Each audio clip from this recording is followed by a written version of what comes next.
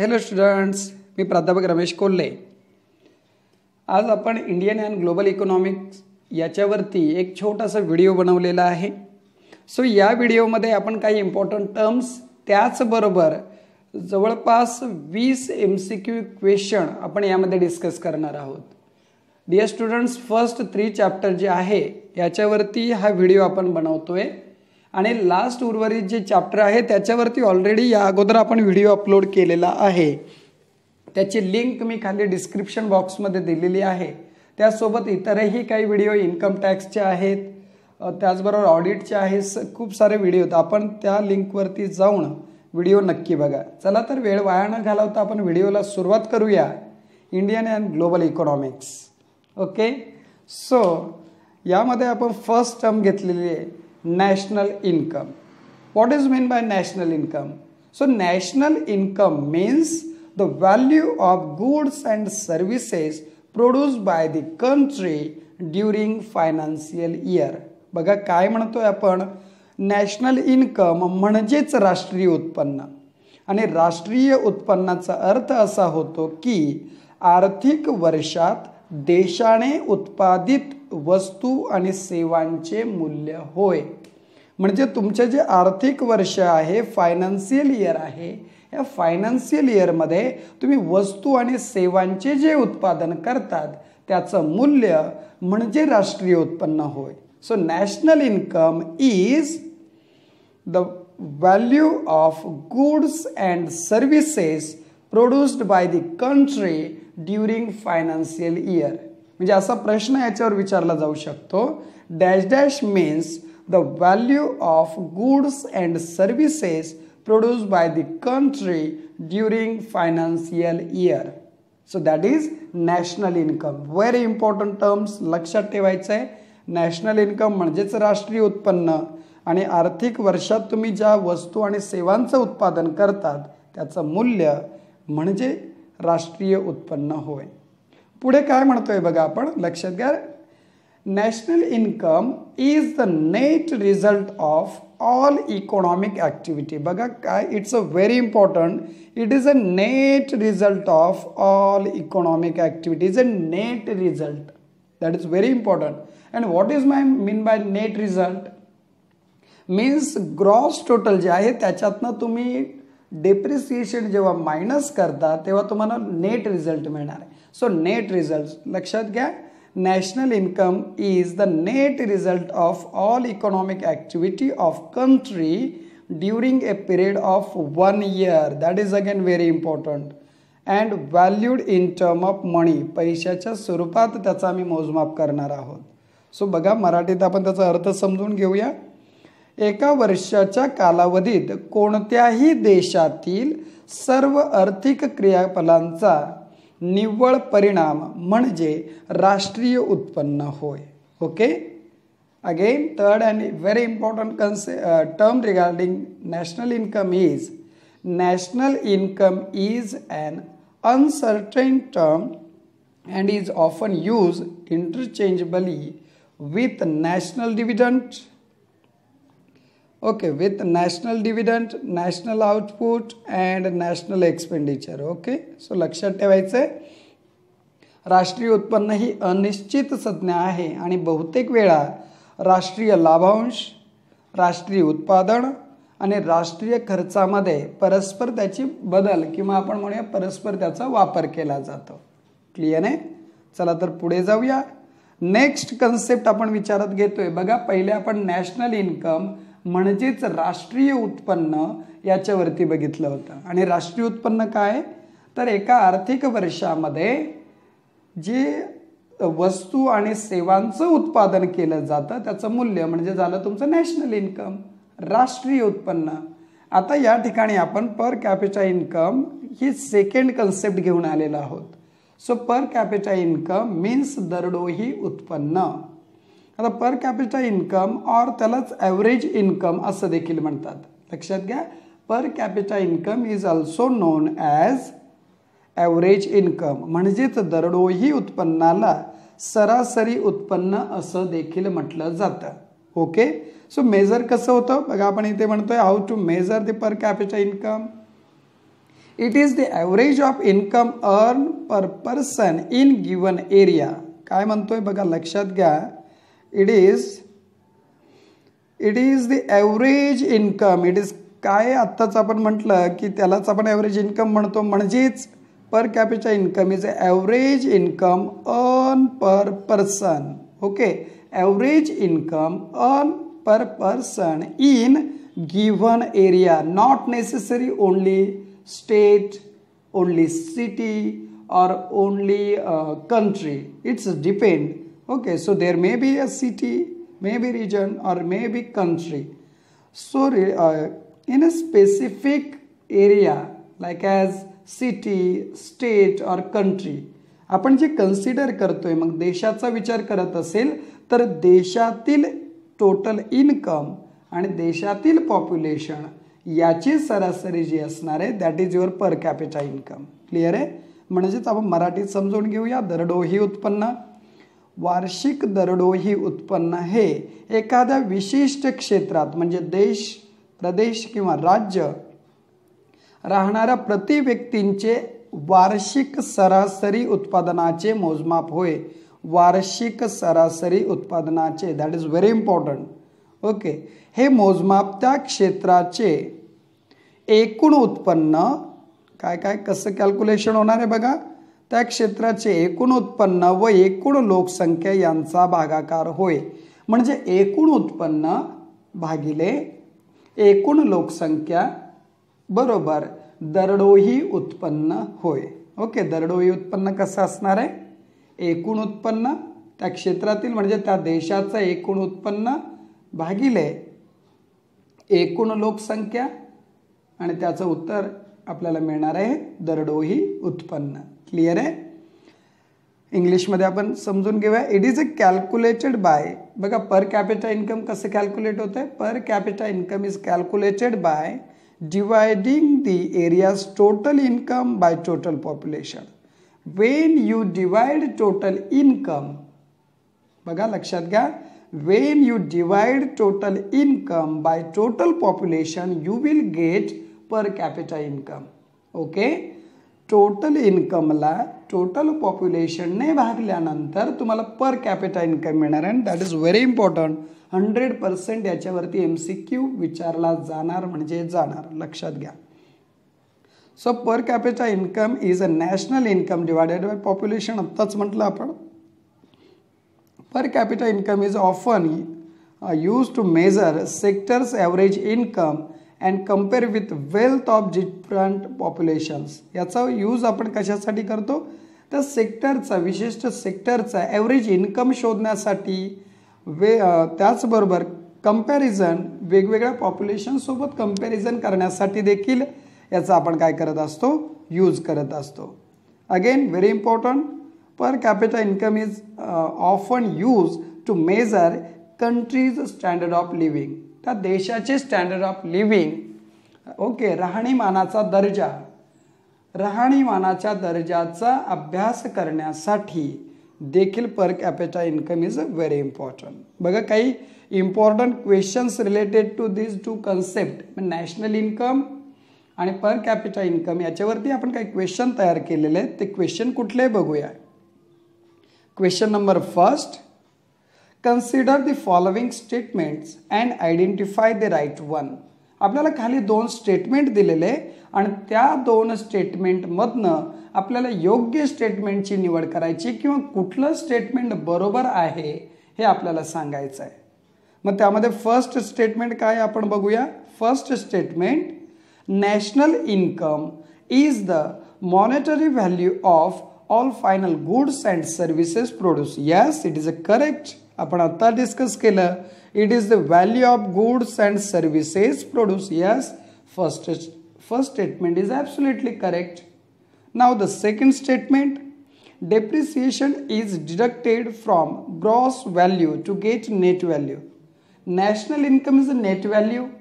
And when we deduct depreciation from gross value, then we will get net value. So second statement also correct. So both statement are correct. दोघंही बरोबर आहे आणि म्हणून आपल्याला खाली जे 4 ऑप्शन दिलेले, only one correct or only 2 correct or both 1 and 2 correct? So answer is both 1 and 2 correct. मराठीत आपण समजून घेऊया. बघा दोन स्टेटमेंट काय दिलेले होते आपल्याला. राष्ट्रीय उत्पन्न हे उत्पादित सर्व अंतिम वस्तू आणि सेवांचे आर्थिक मूल्य आहे. बरोबर आहे, करेक्ट आहे. त्याचबरोबर सेकंड स्टेटमेंटमध्ये काय म्हणताय, निव्वळ मूल्य मिळवण्यासाठी एकूण मूल्यातून घसारा कमी केला जातो. Yes, again this statement is correct. So answer is वरीलपैकी दोघेही. हे लक्षात घ्यायचे. बऱ्याच वेळेस असे प्रश्न येतील की तुम्ही कन्फ्यूज होऊ शकता आणि त्यामुळे मुद्दामून मी या पद्धतीने हे MCQ डिझाईन केलेलं आहे. सो डिअर स्टुडंट्स, छान व्यवस्थित स्टडी करणं आपण अपेक्षित आहे. चला तर पुढल्या प्रश्नाकडे जाऊया. पुढे काय म्हणतोय आपण बघा. The average income of the country is, बघा जस्ट अ मिनिट, काय आपण क्वेश्चन जरा खाली घेऊया. Okay, yes, now it is okay. Okay, the average income of country is, average income मी अगोदरच तुम्हाला म्हटलेलं होतं की ॲव्हरेज इन्कम म्हणजेच काय, per capita income. Okay, the average income of country is per capita income. देशाचं सरासरी उत्पन्न, लक्षात घ्या, देशाचे सरासरी उत्पन्न म्हणजेच दरडोई उत्पन्न होय. सरासरी उत्पन्न म्हणजेच दरडोई उत्पन्न. Average income means per capita income. लक्षात ठेवायचं. It's a very important question. Next क्वेश्चनकडे वळूया आपण. Which is, just a minute, yes, which of the following is not a part of national income. National इन्कमचा खालीलपैकी कुठला पार्ट नाही. त्यामध्ये ए म्हणतो आपण depreciation, B net factor income from abroad, operating surplus, mix, हे सर्व आहे. लक्षात घ्या, सर्व आहे. सो काय नाही आहे हे प्रश्न तुम्ही व्यवस्थित वाचत चला. नॉट पार्ट म्हणलेलं आहे, दॅट इज डेप्रिसिएशन. राष्ट्रीय उत्पन्नाचा भाग नाही. कोणता भाग नाही आहे, तर घसारा हा राष्ट्रीय उत्पन्नाचा भाग नाही. ओके, पुढे जाऊया. Next question. Dash dash income is national income divided by population size. Okay, population साईजने कोणत्या, म्हणजे बघा टोटल इन्कमला जेव्हा मी पॉप्युलेशन साईजने भागतो तेव्हा कोणतं उत्पन्न मिळतं, आपण थोडक्यात असं म्हणू शकतो. So that is per capita income. मराठीत समजून घेऊया.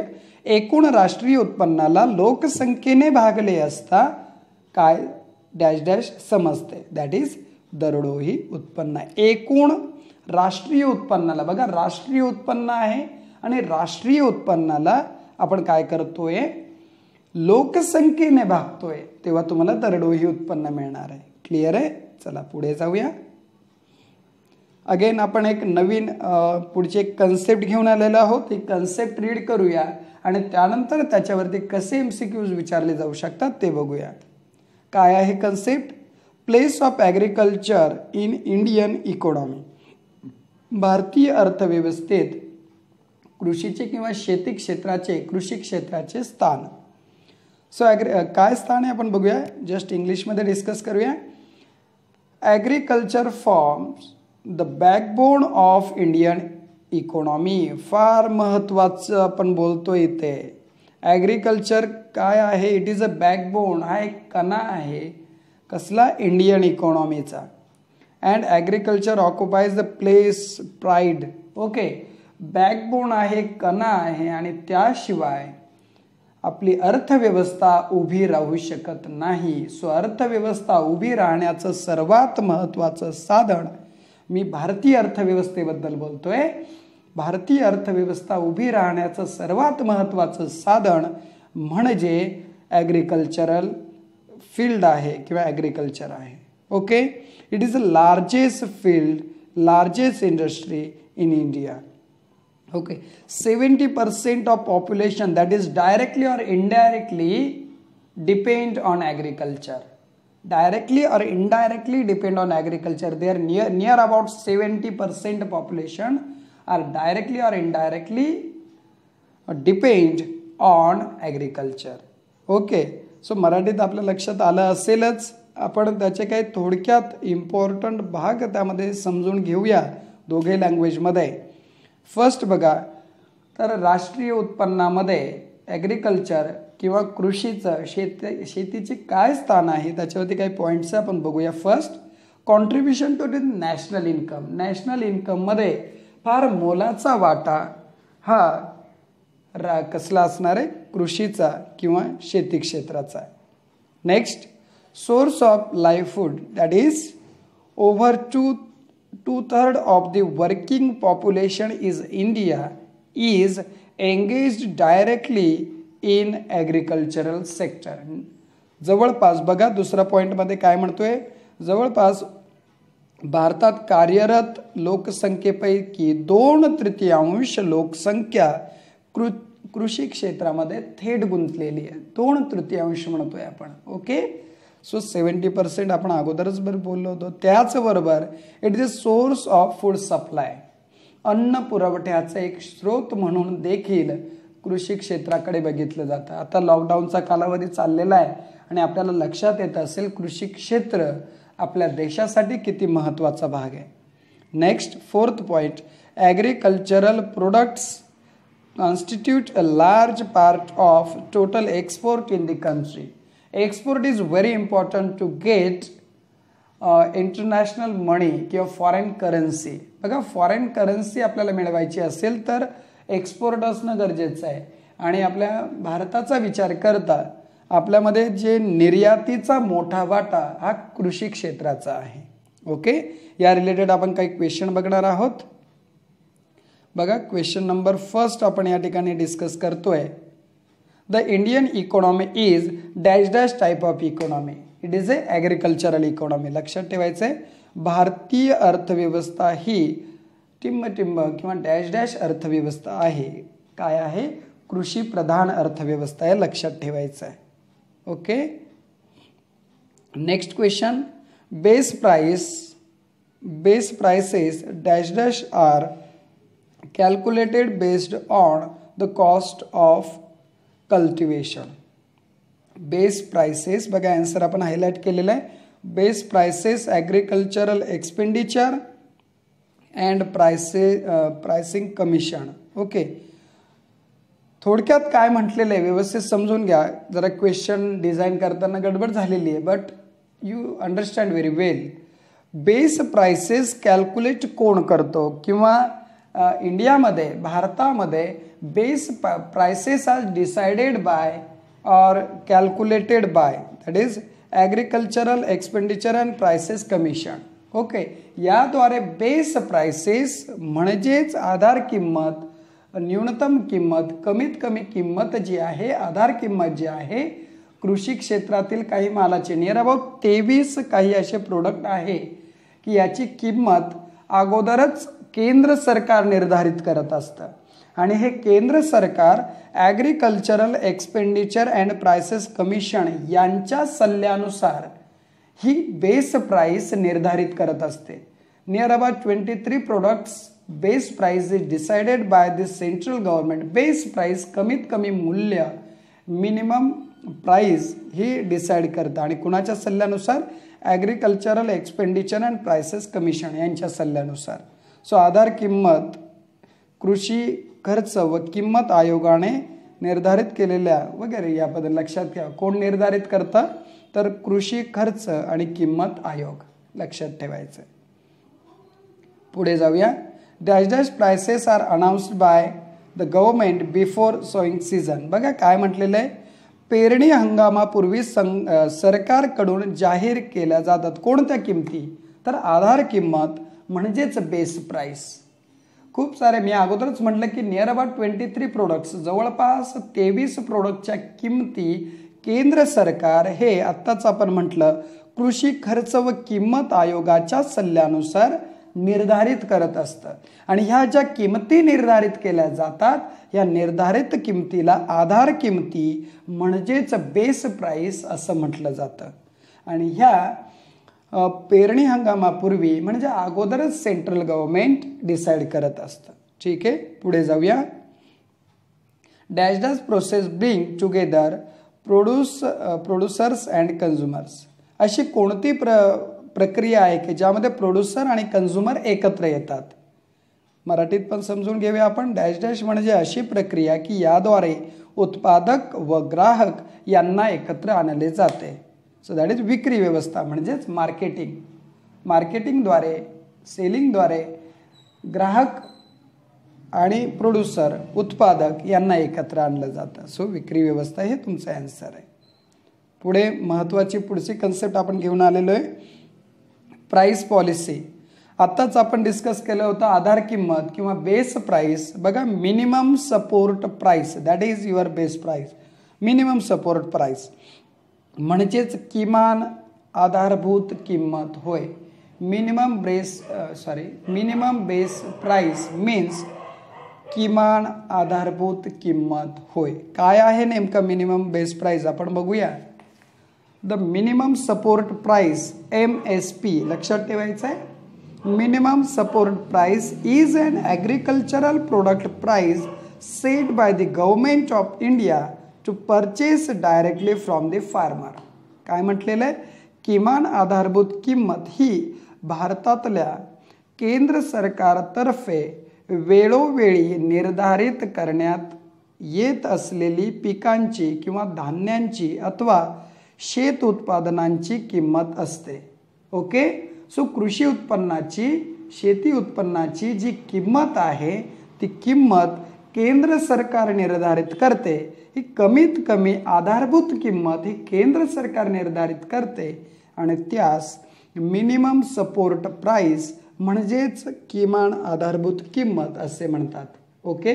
सो मिनिमम सपोर्ट प्राइस कमीत कमी आधारभूत किंमत ही केंद्र सरकारद्वारे निर्धारित केली जाते आणि ही निर्धारित कशासाठी होते तर ती निर्धारित होते दॅट इज काही पिकांसाठी धान्यांसाठी अथवा शेती उत्पादनांसाठी. ओके. सो शेती उत्पादनांसाठी जी किमान कमीत कमी आधारभूत किंमत जी ठरवते केंद्र सरकार त्यालाच किमान आधारभूत किंमत असं म्हटलं जातं. समजून घ्या. पुढे जाऊया. त्यातच आपण काही अजूनही पॉईंट आहे. किमान आधारभूत किंमत म्हणजेच मिनिमम सपोर्ट प्राइस काय आहे. फार्म ओके यस लक्ष द्या. It is a rate safeguard to the farmer. Okay. असा प्रश्न विचारला जाऊ शकतो. Safeguard to the farmer is dash dash. Safeguard okay म्हणजेच काय तर फार्मरसाठी मिनिमम जो प्रॉफिट आहे जो फायदा मिळवायचा आहे कमीत कमी हा मिनिमम सपोर्ट प्राइसद्वारे मिळवला जातो. ओके. हे लक्षात घ्या. ओके. पुढे जाऊया. कृषी उत्पादन खर्च व मूल्य आयोग अशा बाबतीत आपली शिफारस केंद्र सरकारला सादरित करते. कोण सादर करते बघा. मिनिमम सपोर्ट प्राइस कोण डिसाईड करतं. मिनिमम सपोर्ट प्राइस ही कृषी उत्पादन खर्च व मूल्य आयोग ओके यांच्यातर्फे निर्धारित केली जाते. ते केंद्र सरकारकडे शिफारस करतात आणि त्यानुसार होते. तर किती आहे 23 साधारण काही कॉमोडिटीज आहे. ह्या 23 कॉमोडिटीज आपण म्हणूया उत्पादने आहेत 23 की ज्याच्यावरती ही मिनिमम सपोर्ट प्राइस कमीत कमी निर्धारित किंमत ठरवली जाते. ओके. पुढे जाऊया. त्याच्यावरती काही क्वेश्चन बघूया. MSP स्टँड फॉर काय आन्सर आहे that is minimum support price.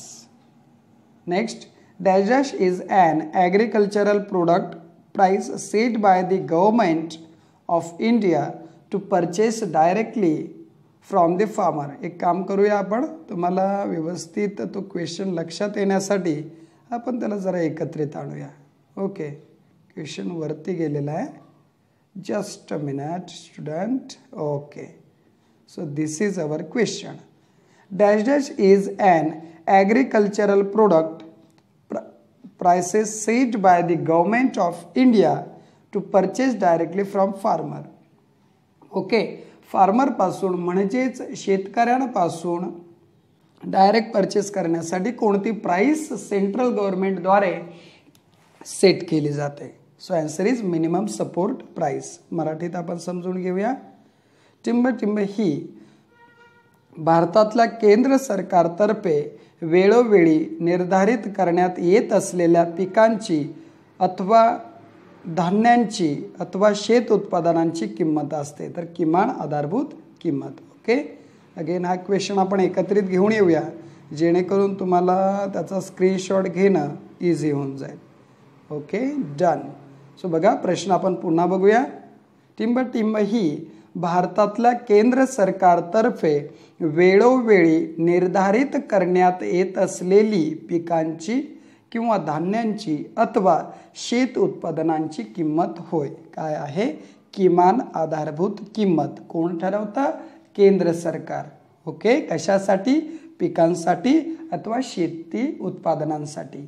जवळपास 23 उत्पादनांची किंमत हे केंद्र सरकार ठरवत असतं. कोणाच्या सल्ल्यानुसार? आपण या ठिकाणी आत्ताच डिस्कस केलं होतं, कृषी उत्पन्न व खर्च मूल्य आयोग यांच्या सल्ल्यानुसार.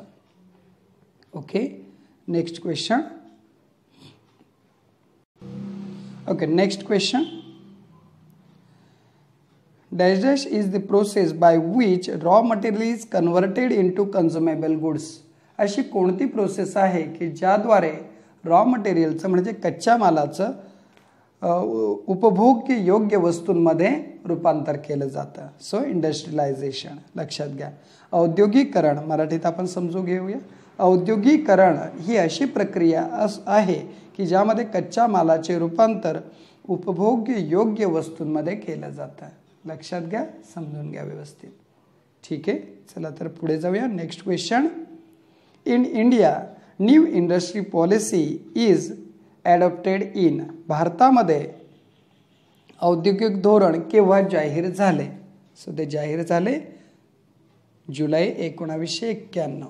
लक्षात. New industrial policy adopted by India in July 1991. Okay, नवीन औद्योगिक धोरण भारताने जुलै 1991 मध्ये आत्मसात केले किंवा उपयोगामध्ये आणले. पुढे जाऊया. New industrial policy is adopted under the prime minister of. जेव्हा न्यू इंडस्ट्रियल पॉलिसी 1991 मध्ये न्यू इंडस्ट्रियल पॉलिसी जेव्हा आली तेव्हाचे पंतप्रधान कोण होते? सो पंतप्रधान होते PV Narasimha Rao. Next question. The first new small scale industrial policy was announced on.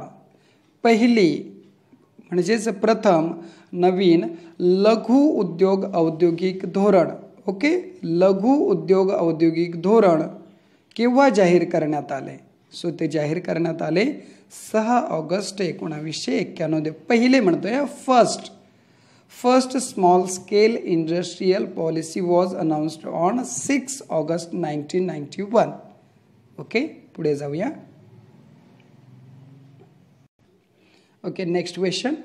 Division of enterprise in India as per micro small and medium enterprise act 2006. हा ॲक्ट पण लक्षात ठेवा. ओके, ॲक्ट कोणता आहे बघा? Division of enterprise in India as per micro small and medium enterprise act 2006. Dash dash and service activities were carried out in two forms. So that is manufacturing and service activity.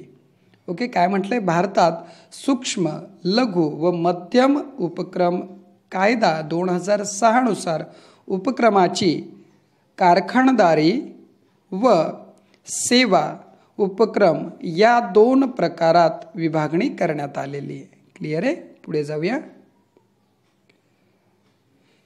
In India what type of economic system being followed. भारतामध्ये कोणत्या प्रकारच्या आर्थिक प्रणालीचे अनुसरण केले किंवा प्रणाली वापरली जात आहे? तर मिश्र अर्थव्यवस्था आहे आपली, मिक्स्ड इकॉनॉमी आहे. लक्षात ठेवा, भारतीय अर्थव्यवस्था ही मिश्र स्वरूपाची अर्थव्यवस्था आहे.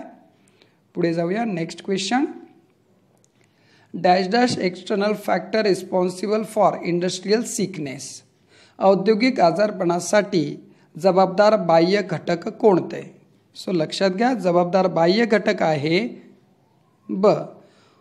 उत्पादन, वितरण आणि किमतीशी संबंधित सरकारचे धोरण हे औद्योगिक आजारपणासाठी बाह्य घटक आहे ओके, म्हणजेच इंग्लिशमध्ये government policies related with production, distribution and prices, that is external factors are responsible for industrial sickness. लक्षात ठेवायचे, स्क्रीनशॉट घेऊन ठेवा. बघा डिअर स्टुडंट्स, अर्थशास्त्र थोडा किचकट असा विषय आहे. यामध्ये तुम्हाला डिटेलमध्ये रीडिंग करणं देखील अपेक्षित आहे. मी काही सॅम्पल क्वेश्चन तुमच्यासाठी फक्त घेऊन आलेलो आहे. Okay, next question.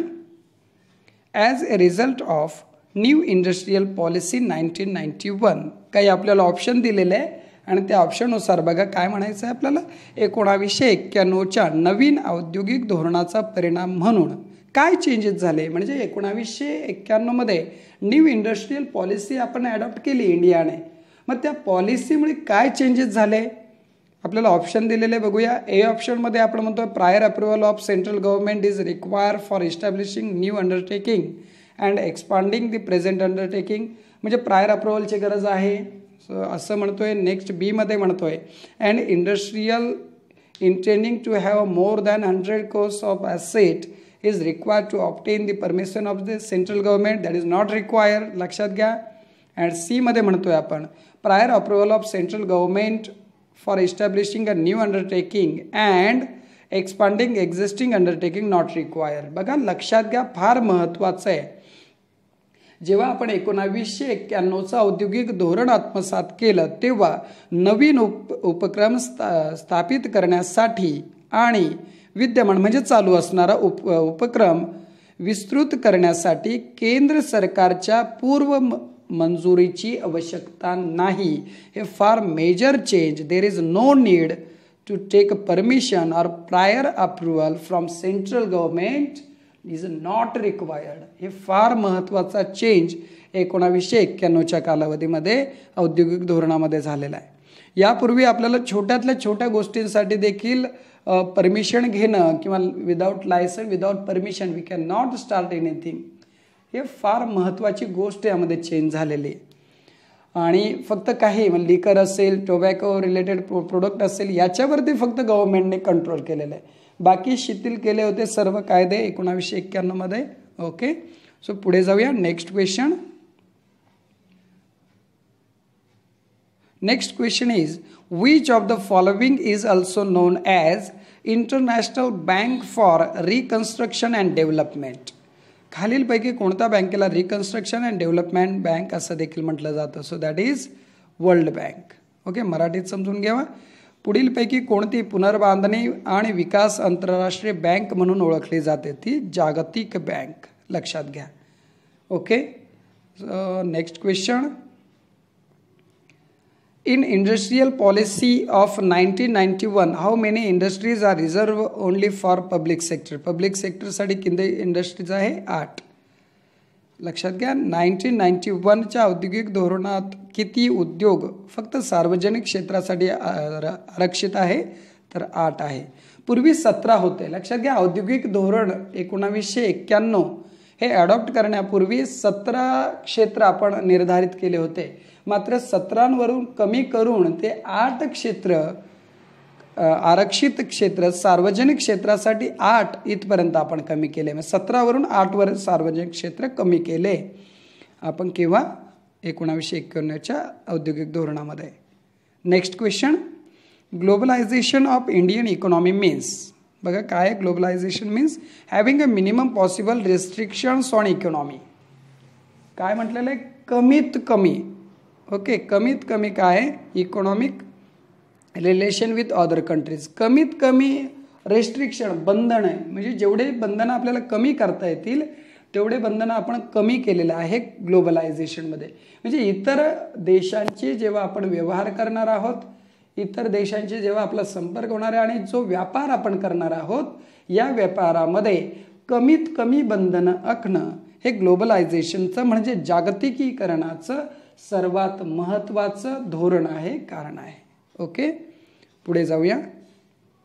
Okay dear students, या ठिकाणी आपण थांबूया. क्वेश्चन आपले एंड झालेले. सो यापूर्वी आपण एक व्हिडिओ अपलोड केलेला आहे. मग त्यामध्ये जागतिक बँक असेल म्हणजे world bank, IMF, okay, SAARC, NABARD या वेगवेगळ्या बँकांचं इस्टॅब्लिशमेंट, त्याची स्थापना केव्हा झाली, त्याचे हेड ऑफिस कुठे आहे वगैरे वगैरे खूप छान माहिती आपण त्या व्हिडिओत दिलेली आहे. तो व्हिडिओ देखील नक्की बघा आणि all the best for exam. Study करा. थँक्यू. थांबूया.